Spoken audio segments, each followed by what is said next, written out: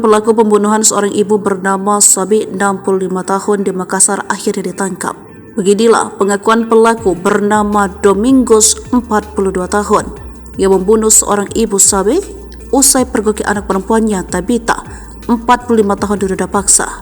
Untuk diketahui, kasus pembunuhan dan penganiayaan sadis gegerkan warga Jalan Muhammad Yamin 19 November 2023 kemarin.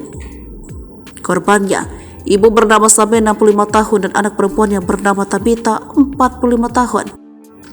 Ternyata pelakunya adalah kekasih dari Tabita, yaitu Domingos 42 tahun yang kesal karena tidak direstui oleh ibu sang kekasih. Disampaikan Kapolres Tabes Makassar, Kombes Pol Muhammad Ngajib, dari hasil penyelidikan, anak korban dan pelaku sudah kenal sejak lama. Pelaku dan korban ini sudah berhubungan sejak 2018 lalu, katanya Senin 20 November 2023.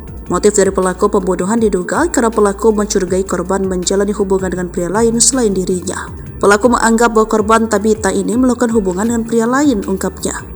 Usut punya usut, ternyata korban mengetahui bahwa pelaku sudah memiliki istri sah, sehingga membuat korban Tabita tak ingin lagi berhubungan dengan pelaku.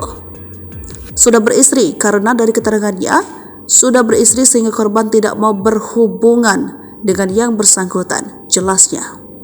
Di sisi lain, ibu dari Tabita yaitu Sabe dibunuh karena dianggap tidak menyetujui adanya hubungan antara pelaku dan anaknya.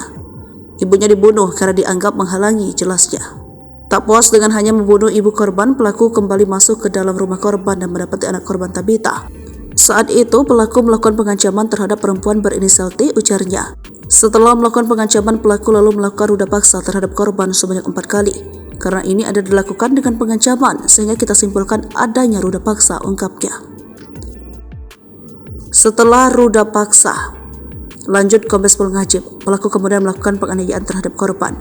Tabita kemudian mendapat tusukan di bagian perut dan tangan sebelah kiri menggunakan pisau. Pelaku melakukan penusukan menggunakan pisau pada bagian ulu hati dan tangan korban, lalu setelah itu pelaku melarikan diri. Sebelum membunuh sadis pelaku penganiayaan terhadap ibu dan anak, pelaku diduga sempat melakukan upaya ruda paksa. Upaya ruda paksa itu dilancarkan pelaku ke Tabita 45 tahun, anak korban tewas Sabi 65 tahun, yang mayatnya ditemukan bersimbah di dalam sumur. Informasi diperoleh Tribun dari keterangan sementara kepolisian, pelaku tiba di kamar kontrakan Tabita sekitar pukul 4. Saat itu, pelaku langsung mendobrak pintu kamar kontrakan sambil membawa sebilah parang. Kemudian pelaku diduga hendak melakukan upaya ruda paksa terhadap Tabita. Setelah itu pelaku menikam Tabita dengan parang yang dibawanya.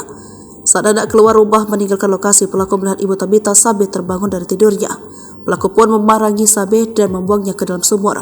Mayatnya ditemukan bersimbah darah di dalam sumur sebagian belakang kamar kontrakan. Sementara putrinya Tabita selamat dan dilarikan ke rumah sakit setelah mengalami sejumlah luka di tubuhnya.